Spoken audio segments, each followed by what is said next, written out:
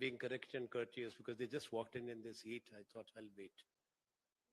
Once they are ready, then fine.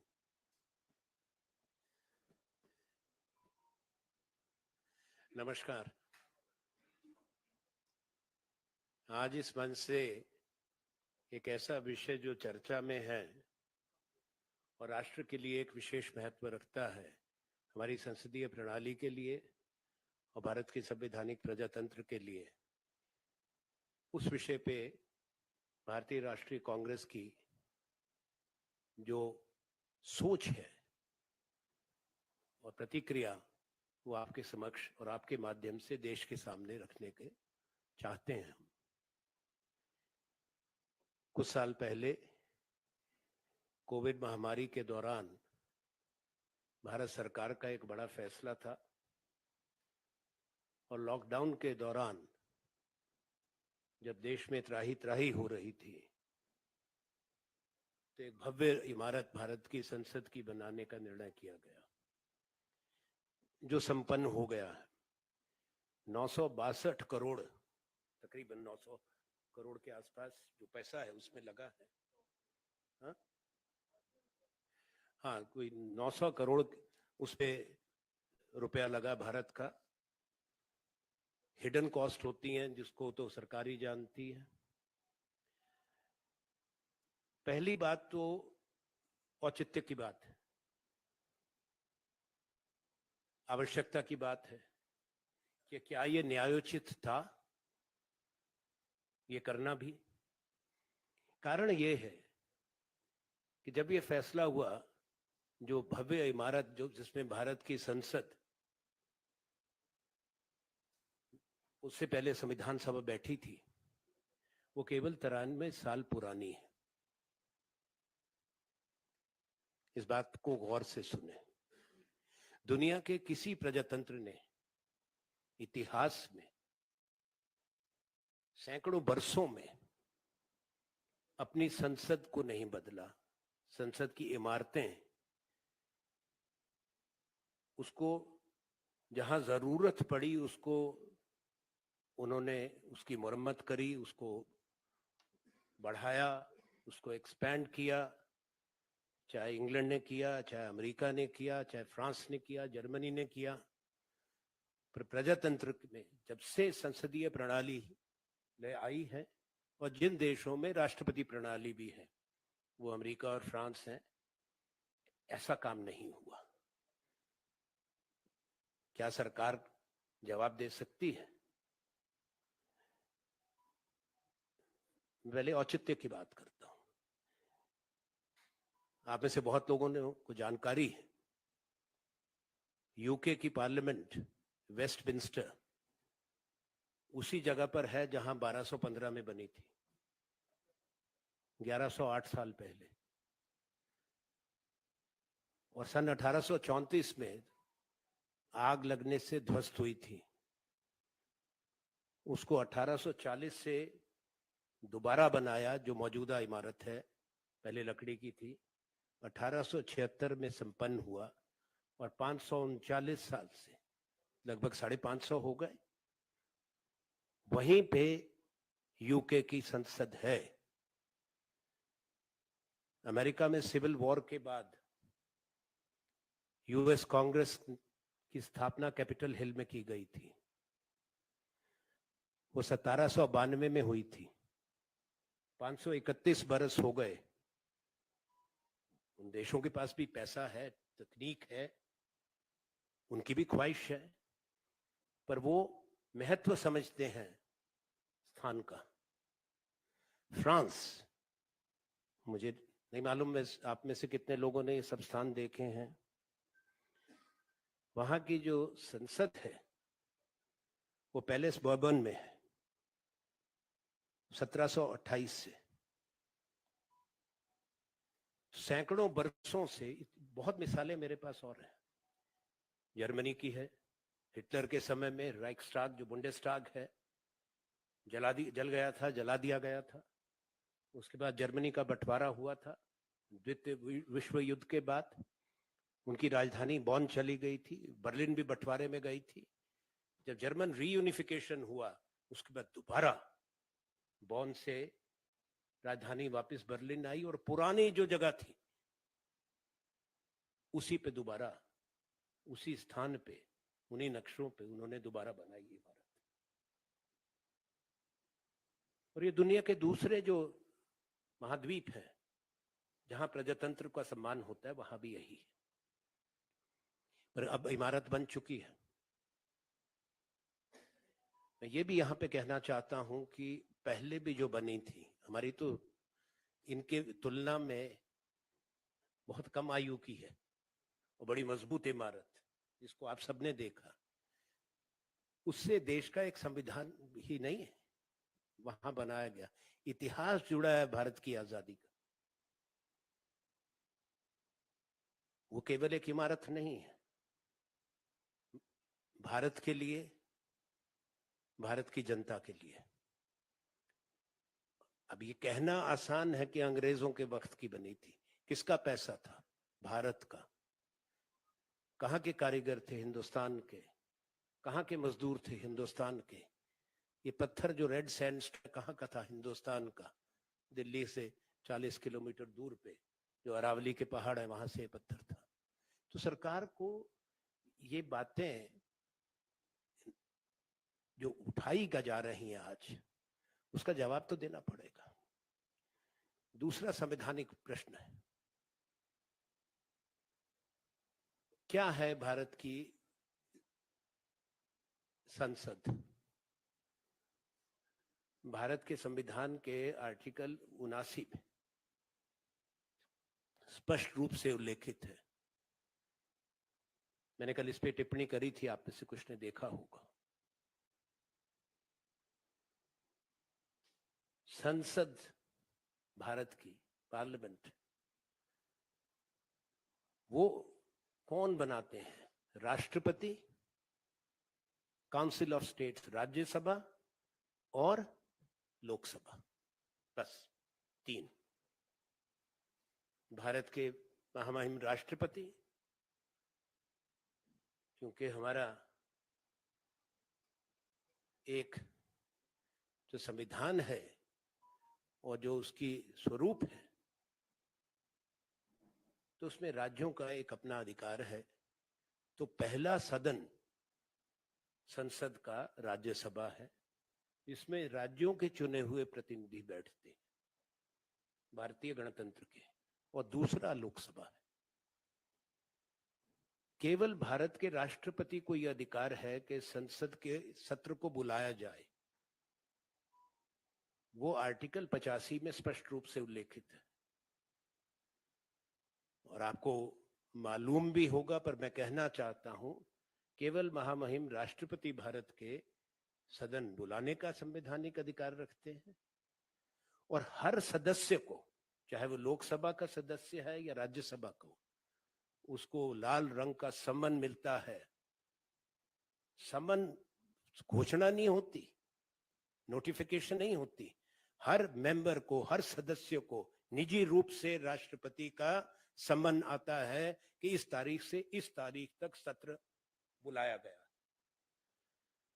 और केवल राष्ट्रपति को अधिकार है सत्र खत्म होने पे उसको प्रोरोग करने का, किसी और को नहीं। ना वो लोकसभा के अध्यक्ष करते हैं, वो एडजर्न करते हैं। राज्यसभा के चेयरमैन एडजर्न करते हैं। प्रोरोग करना, उसकी नोटिफिकेशन होती है गजट की, राष्ट्रपति। लोकसभा को भंग करना, चुनाव बुलाना, वो अधिकार केवल राष्ट्रपति का। तो ये संवैधानिक रूप में उचित नहीं है कि राष्ट्रपति को इतने बड़े फैसले से बाहर रखा जाए। दुर्भाग्य की बात है कि पूर्व राष्ट्रपति रामनाथ कोविंद जी को वो सब अवसर नहीं मिला। सम्मान मिलना चाहिए। अब वो नींव पत्थर रखा गया, उसमें नहीं बुलाए, हालांकि रखना उनको चाहिए था। अब उद्घाटन हो रहा है, उसमें भी नहीं। सैद्धांतिक बात है। हमारा मत है कि संविधान का सम्मान नहीं हो रहा और ये न्यायोचित नहीं है। माननीय प्रधानमंत्री जी को राष्ट्रपति जी को आग्रह करके सम्मान से बुलाना चाहिए। ये बात भी अच्छी नहीं, संदेश अच्छा नहीं कि पहली बार कोविंद जी थे। कांग्रेस अध्यक्ष ने आज इस पे अपना कुछ बयान दिया है, और अब एक हमारी अनुसूचित जाति की ट्राइबल राष्ट्रपति हैं, महामहिम, उनको भी दूर रखा जाए। ये क्या संदेश है इसमें?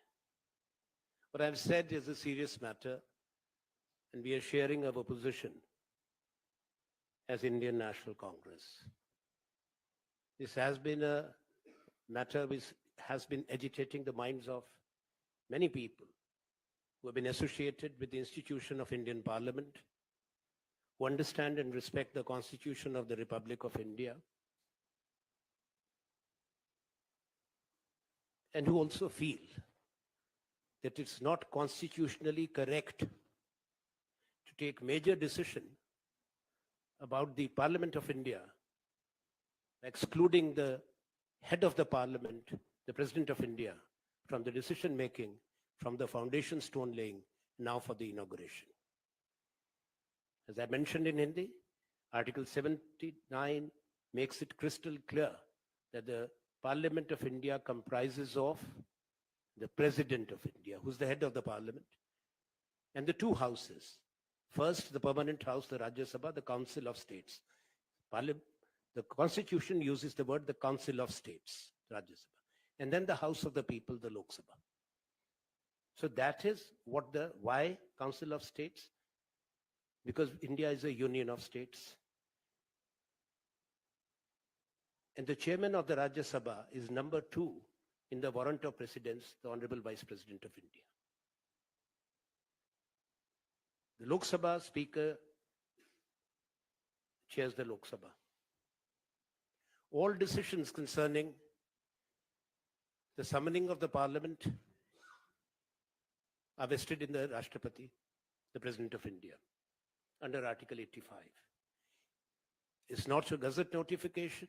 Yes, that is there for every session of Parliament. But from the first time since 1952,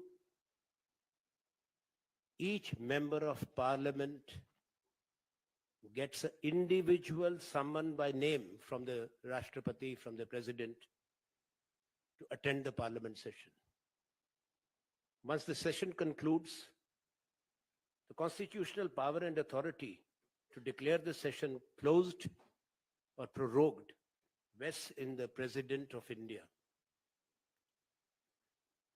You all are also aware, I didn't say in Hindi, that the year starts with the joint session of the Parliament. The joint session is addressed by the President of India. The President is flanked by whom? In the central hall, on the right side of the President is the Chairman of the Rajya Sabha, the Council of States, who is the Vice President, and on the left hand is the Speaker of the House of the People, the Lok Sabha. The leader of the House of the People, the Lok Sabha, who is the Prime Minister, and the leader of the Council of States, the Rajya Sabha, are not seated on the dais, but in the pit of the hall, that is the central hall. So that should be very clear as to what the Parliament is. The Honorable Prime Minister is the leader of the Lok Sabha. He has every right to be there, respectfully so, for any major event. That's a requirement. But the constitutional scheme of things is very clear. Parliament does not comprise of one house. And that's why the framers of the Constitution have put in place this scheme, which should never be violated, should have never been.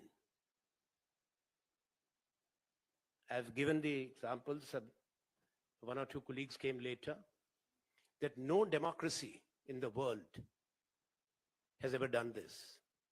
Our Parliament, the present structure, when the decision was taken to spend this huge amount during the COVID pandemic, that, as I've said, the jury is still out whether there is any justification.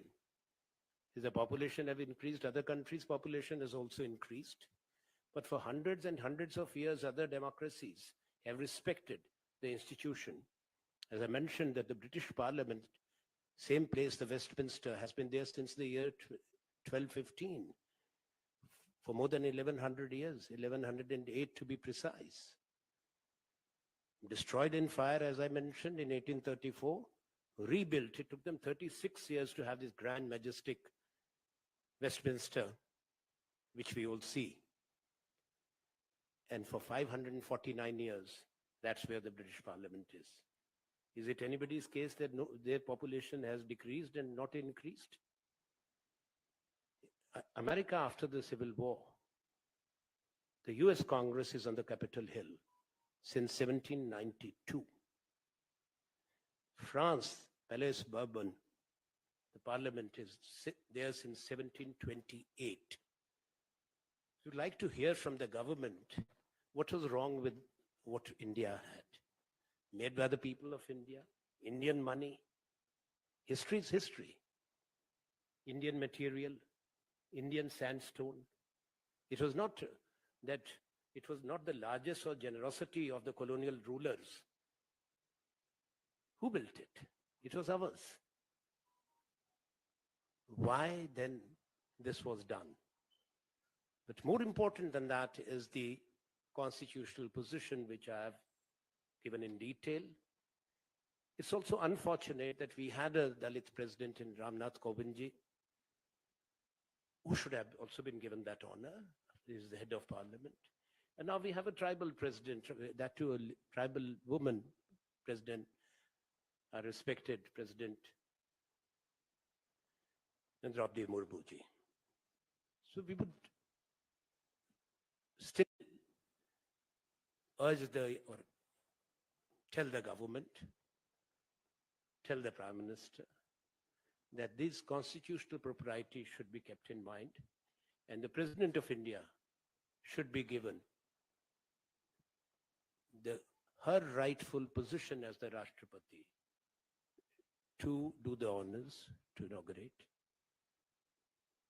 for whatever reasons this new structure has come up. We thought through you, we will share our concerns, position as it is in our constitution. I have nothing further to add. I've just come to speak to you about this. If there is any other question, if it is related or otherwise, I'll respond.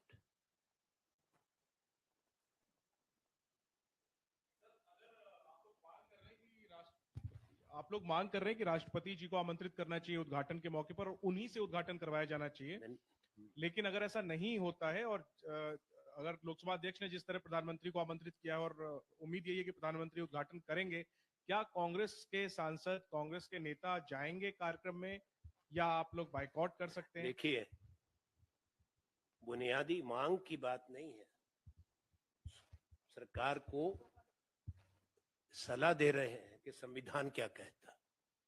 अब सरकार से सुनना चाहते हैं कि वो संविधान को मानते हैं नहीं। जहां तक आपने बात करी सरकार की और पक्ष की, संसद जो है सरकार की नहीं है, भारत की है। संसद के दो कक्ष हैं जो संविधान में उल्लेखित है, मैंने समझाया। एक काउंसिल ऑफ स्टेट्स कही जाती है जो राज्यों का है, उसको राज्यसभा कहते हैं, और दूसरा लोकसभा। और दोनों सदनों के अलग अलग अध्यक्ष हैं। विशेष दर्जा क्योंकि राज्यसभा का है, वो परमानेंट सदन है, और उसके कारण भारत के उपराष्ट्रपति उसके अध्यक्ष हैं। लोकसभा के अध्यक्ष माननीय स्पीकर साहब हैं। लोकसभा के जो नेता है, जिस दल का बहुमत है, वो देश के माननीय प्रधानमंत्री होते हैं। जैसे आज हमारे जो भी प्रधानमंत्री है, उनके दल को या गठबंधन को लोकसभा का बहुमत जिसका होगा, वो भारत के माननीय प्रधानमंत्री होते हैं। पर वो संसद नहीं होते। संसद जैसा मैंने बताया, राष्ट्रपति और दो कक्ष, ये दो हाउसेस बनाते हैं। तो उससे अब स्पष्ट है। अब तो पहले तो सरकार का अपनी जो मर्जी इमारत सरकार की बनाए उस पर किसी को कोई आपत्ति नहीं, पर भारत की संसद है और भारत की संप्रभुता जो है लोगों में है, और वो कहां निवास करती है? भारत की संसद के अंदर। The sovereignty of India which is vested in the people of India rests in the institution called the Parliament of India. That's why it is important. अब तो आप मुझसे एक सवाल कर रहे हैं, पहले तो सरकार बताए ना कि राष्ट्रपति को बुला रहे हैं नहीं बुला रहे। चलिए अब आप On this question itself, you know, whether the Congress has decided to attend. no, but listen, Congress has expressed its concern as a principal national opposition party. We feel strongly that the constitutional propriety should be maintained, and the honorable president, who is the head of the parliament, should be requested by the government to inaugurate. The Prime Minister, Honorable Prime Minister, has every right to be there. We are only pointing out to what is constitutionally correct. Sir, जैसा कि आपने अभी बताया कि पिछले राष्ट्रपति रामनाथ जी जो कि दलित थे उनको नहीं बुलाया गया था, अभी एक ट्राइबल राष्ट्रपति उनको भी, क्या आपको लगता है कि यही कारण है, ऊंच नीच का कारण है कि उनको बुलाया नहीं गया? मैं ये नहीं कहता।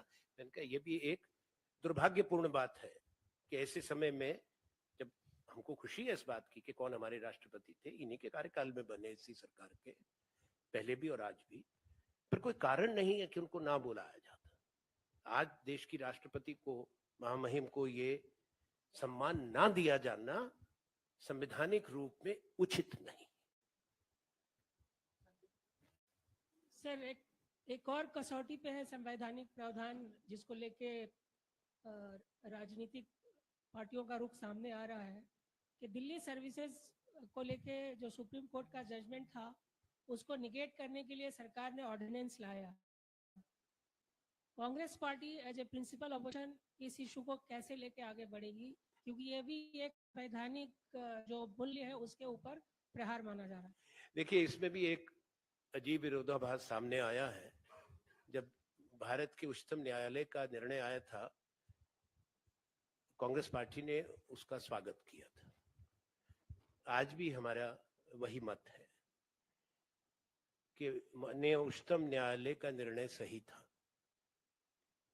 और जो संविधान के प्रावधान है जो राष्ट्रीय राजधानी दिल्ली से संबंधित है, जिसपे बड़े विस्तार से सुप्रीम कोर्ट ने अपना मत व्यक्त किया है, वो भी संवैधानिक पीठ ने उसको माना जाना चाहिए, सरकार को सम्मान करना चाहिए। अब सरकार एक तरफ से ऑर्डिनेंस लाई है, दूसरी तरफ से सरकार ने एक रिव्यू के लिए, पुनर्विचार के लिए भी कागज सुप्रीम कोर्ट में पिटीशन डाल रहे हैं। वो भी शायद पहली बार हो रहा है कि ऑर्डिनेंस भी आ रहा है और उसके साथ साथ रिव्यू पिटीशन भी हो रही है, क्योंकि अब ये विषय संवैधानिक पीठ उच्चतम न्यायालय सुप्रीम कोर्ट के पास है। सुप्रीम कोर्ट जो अपना उनका फैसला है उसको अगर चुनौती सरकार की है, उस पे सुप्रीम कोर्ट की संवैधानिक पीठ उस पे अपना मत देगी। It's very clear that there was a constitutional bench, it's not just the Supreme Court, a constitutional bench which had come out with a very detailed judgment, and also its interpretation of the constitutional provisions and the rights of the states and the elected governments. It was a larger question. It was not only limited, those parts of the judgment were not confined, in my view, only to Delhi. That was about India being a country which is federal in character and unitary in spirit. India being a union of states, the rights of the states have to be borne in mind. The Supreme Court also talked about the diversity, the power of the elected representatives in the states, and that being the part what is vested in them through the Constitution as part of the basic structure of the Constitution of the Republic, which is inviolable. The government has chosen to do two things which contradict each other. There's an ordinance. Under the Constitution, the government has that authority to bring out an ordinance. But also government has decided, as reported, to file a review petition. Since this is a constitutional bench judgment, it's only the constitutional bench which will revisit, and we will await what the constitutional bench decides in this matter. And we leave it at that.